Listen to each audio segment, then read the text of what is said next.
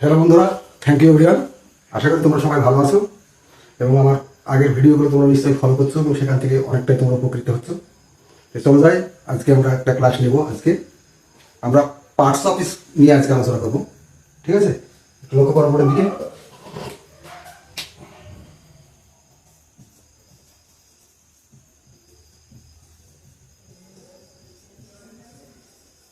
Parts of speech, এই নামটার সঙ্গে তোমরা সকলেই পরিচিত আছো। তোমরা নিচু ক্লাসে এটা পড়িয়েছো। আমরা ওইটার সঙ্গে কিছু কিছু কিছু নতুন কথা আমরা সংযোজন করব এবং পার্টস অফ স্পিচ পড়ে আমরা জেনারেল ইংলিশের ক্ষেত্রে আমাদের কতটা উপকৃত হব, আমরা কিভাবে উপকৃত হব, কি আমাদের জানা আছে কি জানা নেই, সেটা এই আলোচনার মধ্যে তোমাদের কাছে পরিষ্কার হয়ে যাবে। আশা করি আজকের ক্লাস আমাদের খুব ভালো লাগবে। তাই আমরা সবাই জানি পার্টস অফ স্পিচ কত প্রকার, 8 প্রকার। এটা জানি তো সবাই, নাকি? কথা বলতে হবে এবং আমার ক্লাসে যখন থাকবে তখন প্রত্যেকের কাছে কাগজ কলম থাকবে, ঠিক আছে? যেগুলো ইম্পর্টেন্ট কথা, যেগুলো ইম্পর্টেন্ট বিষয়, সেগুলো নোট ডাউন করতে হবে। কারণ ক্লাস করার সঙ্গে সঙ্গে মনে হচ্ছে সব জেনে গেছি, সব বুঝে গেছি, কিন্তু দুদিন পরে হয়তো অনেক বিষয় মনে থাকবে না। সেটা নোট ডাউন করা থাকলে পরবর্তীকালে তোমাদের দেখার ক্ষেত্রে সুবিধা হবে। তো চলো আমরা পার্টস অফ স্পিচ নিয়ে আলোচনা করি। পার্টস অফ স্পিচ 8 প্রকার। কি কি? 1 হচ্ছে নাউন, 2 হচ্ছে প্রোনাউন, 3 হচ্ছে অ্যাডজেক্টিভ, 4 হচ্ছে ভার্ব, 5 হচ্ছে অ্যাডভার্ব, 6 হচ্ছে প্রিপোজিশন, 7 হচ্ছে কনজাংশন, 8 হচ্ছে ইন্টারজেকশন। আমার সঙ্গে সবাই একবার মনে মনে গণামি নিলাম। পার্টস অফ স্পিচ 8 প্রকার। কি? Noun, pronoun, adjective, verb, adverb, preposition, conjunction, interjection. আমরা আবার একটু ঝাড়ি নিলাম, বিগত দিন আমরা পড়েছি। এবারে আমরা পার্টস অফ স্পিচের প্রথম অংশটা অর্থাৎ নাউন নিয়ে আমরা আলোচনা করব।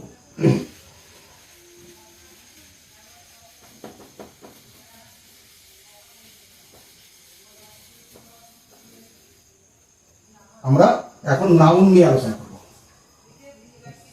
তোমরা বলো তো, নাউন কাকে বলে?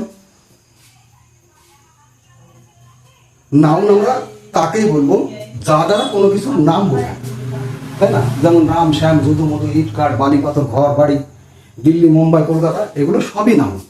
অর্থাৎ যা দ্বারা কোনো কিছুর নাম বোঝায় তাকে আমরা নাউন বলবো। নাউন কয় প্রকার? আমরা বিগত দিনে নাউন শিখেছি। Proper noun, common noun, collective noun, material noun, abstract noun. আজকে আমরা একটু নতুন মাত্রা যোগ করবো, যেটা আমাদের অনেকের জানা নেই। আমরা প্রথমত নাউনকে আমরা দুটো অংশে ভাগ করবো। এক হচ্ছে কংক্রিট নাউন আর 2 হচ্ছে অ্যাবস্ট্রাক্ট নাউন। হলো? কিভাবে? না, এই কংক্রিট নাউনটা হচ্ছে গণনাযোগ্য আর অ্যাবস্ট্রাক্ট নাউনটা এটা গণনাযোগ্য নয়। অর্থাৎ এটা অনুভব করে নিতে হয়, অনুভূতির মাধ্যমে। এটা দেখা যাবে না, এটা স্পর্শ করা যাবে না, এটা অনুভব। তাহলে এটা অনুভব করে নিতে হবে। তাহলে আমরা প্রথমত দুটো ভাগে নাউনকে ভাগ করি। একটা হচ্ছে কংক্রিট নাউন, 2 হচ্ছে অ্যাবস্ট্রাক্ট নাউন। আমরা এবার এই যে বললাম যে কংক্রিট নাউন যেটা গণনাযোগ্য, এটাকে যদি আমরা দুটো ভাগে ভাগ করতে পারি। কি? কাউন্টেবল আর আনকাউন্টেবল। এবার কাউন্টেবল, আনকাউন্টেবল, এর মধ্যে কিছু কিছু গোনা যাবে, কিছু কিছু গোনা যাবে না। কি? যেমন টেবিল, যেমন চেয়ার, যেমন উইন্ডো, এগুলো গোনা যাবে। আর আনকাউন্টেবলের মধ্যে কিছু কিছু আছে যেগুলো গোনা যাবে না। যেমন কি? মিল্ক, ঠিক আছে, অয়েল, ওয়াটার, এগুলো গোনা যাবে না। তাহলে আমরা প্রথমে আবার আলোচনায় যাই, নাউন কাকে বলে। যা দ্বারা কোনো কিছুর নাম বোঝায় তাকে নাউন বলে। নাউনকে আমরা প্রথমত দুটো ভাগে ভাগ করলাম। একটা হচ্ছে কংক্রিট নাউন, 2 হচ্ছে অ্যাবস্ট্রাক্ট নাউন। কংক্রিট নাউনটা গণনাযোগ্য। এই কংক্রিট নাউনটাকে আমরা দুটো ভাগে ভাগ করলাম, একটা কাউন্টেবল, একটা আনকাউন্টেবল। এর মধ্যে কাউন্টেবলগুলো আমরা হাতে গুনতে পারবো, আনকাউন্টেবলগুলো আমরা গুনতে পারবো না। আর অ্যাবস্ট্রাক্ট নাউনটা আমরা যেটা বলছিলাম সেটা হচ্ছে আমরা দেখতে পাবো না, স্পর্শ করতে পারবো না, আমাদেরকে অনুভব করতে হবে। তাহলে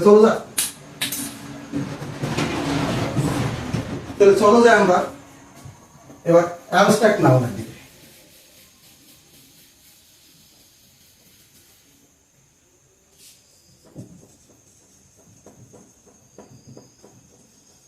তাহলে অ্যাবস্ট্রাক্ট নাউন কোনগুলো? আমরা আগেই বলেছি এটা দেখা যাবে না, স্পর্শ করা যাবে না, অনুভব করতে হবে। কি? যেমন ধরো পোর। অনেকেই তোমাদের মধ্যে একটা প্রশ্ন থাকতে পারে, পোর মানে ছেঁড়া জামা কাপড় পরে আছে, এই লোকটাই তো ঘুরি, এটা তো বোঝা যাচ্ছে। ওটা ব্যক্তি,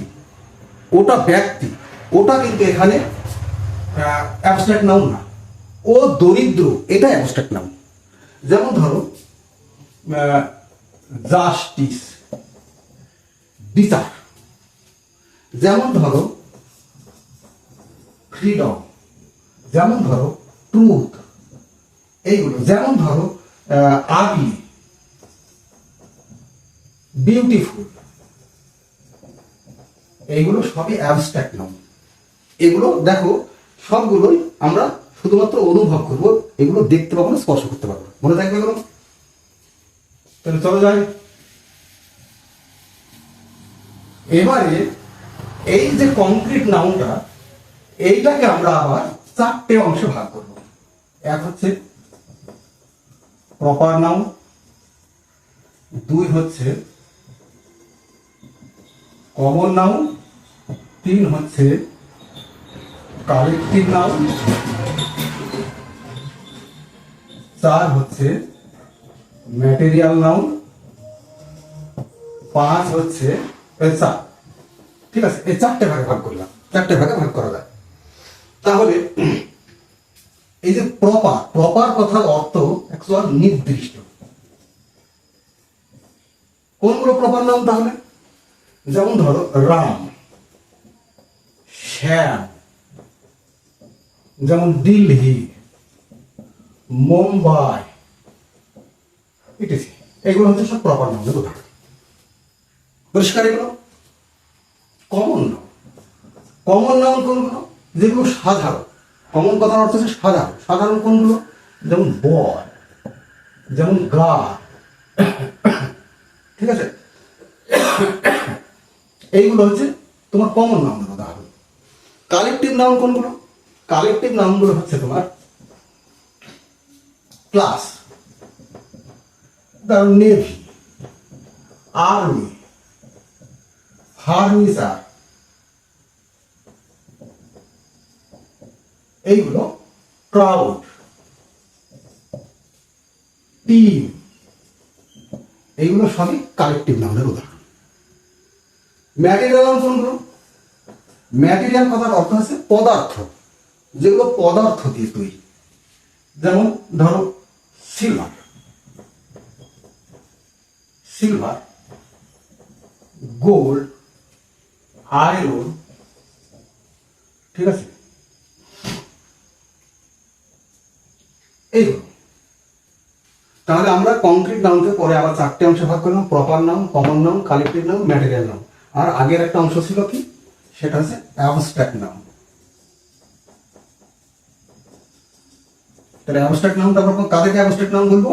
যেগুলো দেখা যাবে না, অনুভব করতে হবে। পোর, ট্রুথ, জাস্টিস, ঠিক আছে, আগলি,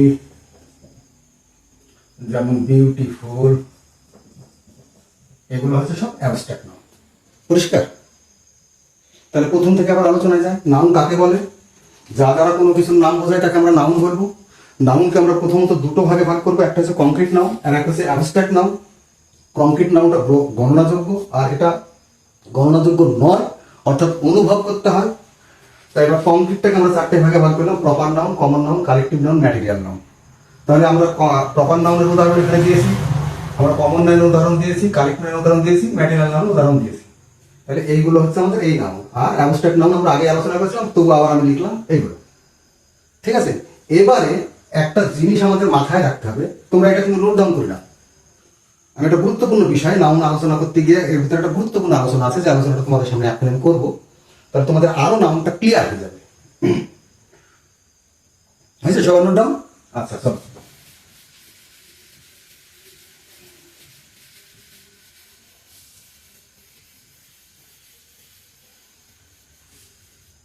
এটা ছক আকারে করি তাহলে আরো তোমাদের সুবিধা হবে।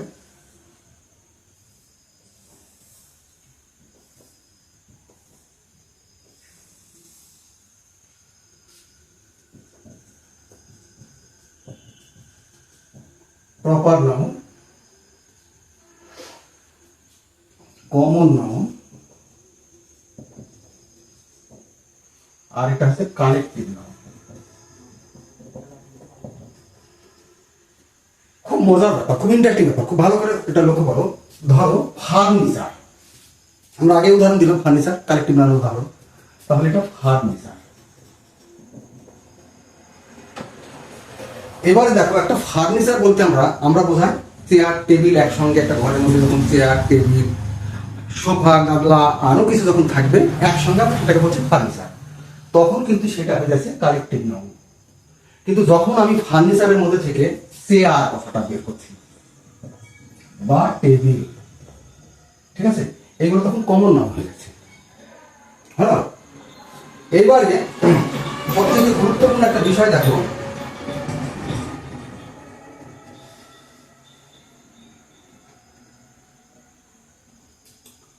আচ্ছা এটার থেকে থাকো তোমার চেয়ার টেবিল আছে, এটা তোমার কালেকটিভ নাউন পেলে এটা কমন নাউন হয়ে গেল, ঠিক আছে।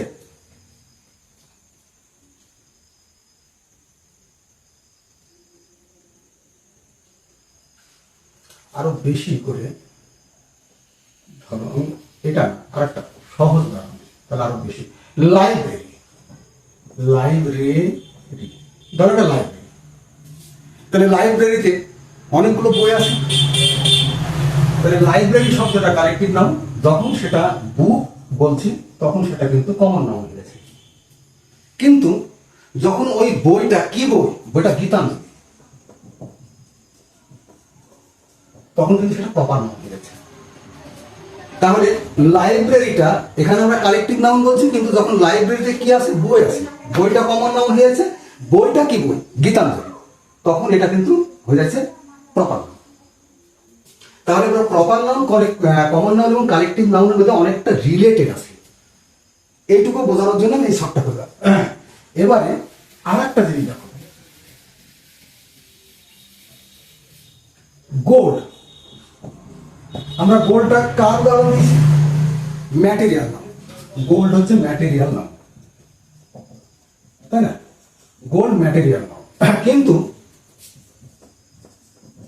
Chain is made by gold, এই চেনটা তখন কিন্তু আর ম্যাটেরিয়াল থাকবে না, তখন এটা কমন নাউন হয়ে যাবে, মনে থাকবে। তাহলে গোল্ডটা কিন্তু আমার ম্যাটেরিয়াল নাম, কিন্তু গোল্ডটা যখন আমি চেন তৈরি করলাম এটা কিন্তু তখন কমন নাউন হয়ে যাবে। আর একটা জিনিস তোমাদের মাথায় রাখবা, ধরো the water of Ganga is স্যাক্রিড, গঙ্গার জল পবিত্র।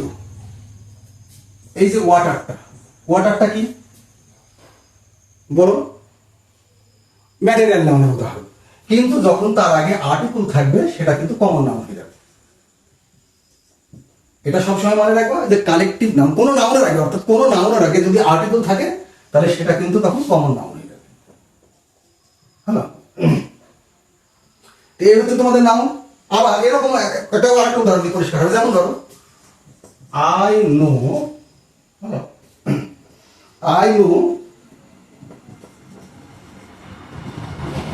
I know Rohims of your college. আমি তোমাদের কলেজে রহিমকে চিনি, এই যে রহিম, আমি তোমাদের কলেজের রহিমকে চিনি, এইটা কিন্তু তখন আর প্রপার নাউন থাকবে, এটা কমন নাউন হয়ে যাবে, ঠিক আছে। আবার আরেকটা বিষয় খুব গুরুত্বপূর্ণ দেখো, যদি কোনো কালেকটিভ নাউন, ধরো আমরা টিমকে কি বলেছি, কালেকটিভ নাউন,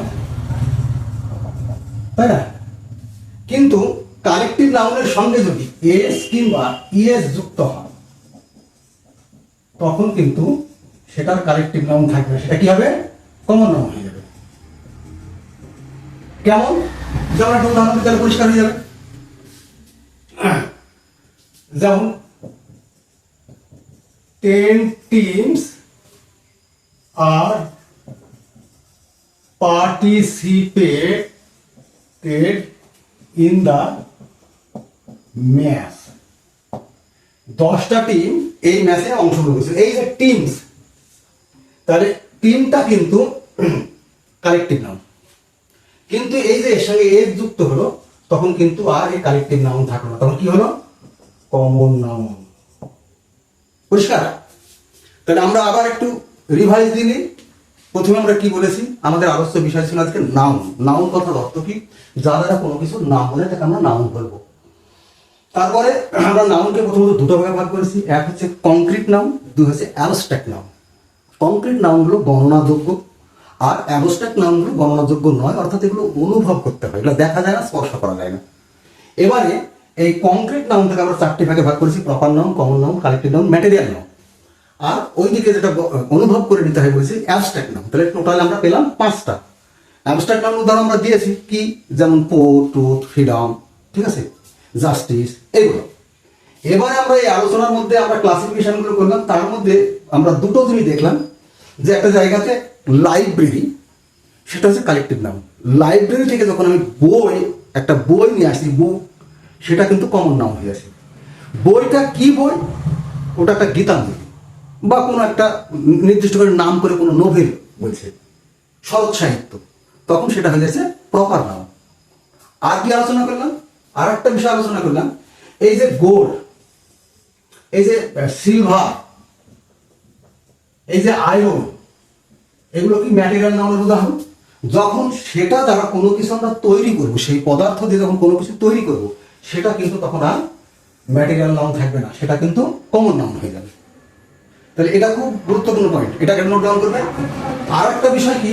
এই যে ওয়াটার, এই যে ওয়াটার, এটাও কিন্তু ম্যাটেরিয়াল নাউন, কিন্তু আমরা কি বললাম? তার আগে যদি আর্টিকেলস থাকে তাহলে সেটা আর ম্যাটেরিয়াল নাউন থাকবে না, সেটা কি হয়ে যাবে? কমন নাউন হয়ে যাবে। ঠিক আছে? আমরা জানি রাম, শ্যাম, যদুমধু এগুলো প্রপার নাউন, কিন্তু যখন এই যে ইনফেস করে, আমি I know Rahim's of your college, আমি তোমাদের কলেজে রহিমদের চিনি বা জানি, এই যে ইনফেস করে বলা, এই ক্ষেত্রে তখন এটা কমন নাউন হয়ে যাবে। আরেকটা বিষয় কি বললাম? যে যদি কোনো কালেক্টিভ নাউনের শেষে এস কিংবা ইএস যুক্ত হয়, এই যেখানে বলেছি, যেমন টিম, যেমন আর্মি, নেভি, এই যে এগুলো হচ্ছে সব আমার এগুলো কালেক্টিভ নাউনের উদাহরণ। কিন্তু যখন এই শব্দগুলোর সঙ্গে এস বা ইএস যুক্ত হবে তখন কিন্তু সেটা কালেক্টিভ নাউন থাকবে না, সেটা কি হয়ে যাবে? Common noun. সেটা আমি একটা জায়গাতে উদাহরণ দিয়ে দেখেছি, বলেছি মনে হয়। কি বললাম? 10 teams are participate in the match। এই যে টিমস এস লাগানো হলো, ওই জন্য তখন আর ওই টিমসটা তখন আর কালেক্টিভ নাউন থাকলো না, এটা তখন হয়ে গেল কমন নাউন। ঠিক আছে? আশা করি তোমাদের আজকের ক্লাস খুব ভালো লেগেছে। হ্যাঁ, এগুলো নোট ডাউন করো তোমরা, এবং যখন এগুলো তোমাদের একটু কোথাও ডাউট হবে তখন এগুলো আবার তোমরা পুনরায় দেখবে, একটু ঝালিয়ে নেবে। হ্যাঁ, আমি পার্টস অফিসের যে 8টা অংশ, আমি প্রত্যেকটা ক্লাস পরপর করবো, তোমরা পরপর এগুলো ফলো করবে এবং প্রত্যেকটা ক্লাস মনোযোগ সহকারে দেখবে, সেগুলো নোট ডাউন করবে। ঠিক আছে? যদি কোনো জিজ্ঞাসা থাকে তাহলে কমেন্ট করে আমাকে জানাবে, এবং আশা করি প্রত্যেকে আমাকে সাবস্ক্রাইব করে আরও বেশি উৎসাহিত করবে তোমাদের, যাতে আমি আরও কিছু ভালো কিছু বেটার কিছু করতে পারি, বেটার কিছু দিতে পারি তোমাদের জন্য। সামনে অনেকগুলো কম্পিটিটিভ এক্সাম, সেখানে তোমাদের সফলতাটাই হবে আমার এই যে পরিশ্রম, সেই পরিশ্রমের পারিশ্রমিক। যাই হোক, থ্যাংক ইউ, তোমরা প্রত্যেকে ভালো থেকো।